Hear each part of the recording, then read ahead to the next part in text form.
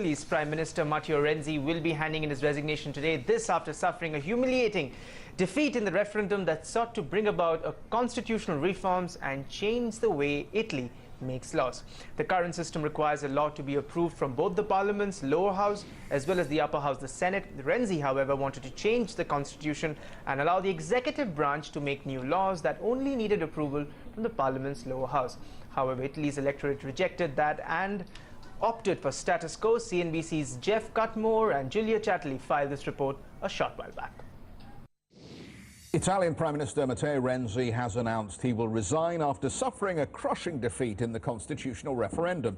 Nearly 60% of voters rejected his proposed reforms, with a turnout of more than 65%, one of the highest for a referendum in Italy. Mr. Renzi will this afternoon meet his cabinet one last time before heading to tender his resignation to President Sergio Mattarella. Speaking in the early hours of the night, the outgoing Prime Minister said that he takes full responsibility for the defeat and that he leaves with no regrets. It's clear that my experience of government ends here. Tomorrow afternoon, I will meet with my government. I will thank my colleagues for this extraordinary adventure, tight-knit, strong and solid team. And I will go to the Quirinale, where I will hand in my resignation. Let's get out to Julia in Rome then, and I guess our audience mostly will be wondering what happens next, Julia. What are the potential scenarios? Well, Jeff, it's very clear that Matteo Renzi is going to head to the president today and hand in his resignation. It's then the president's response that matters.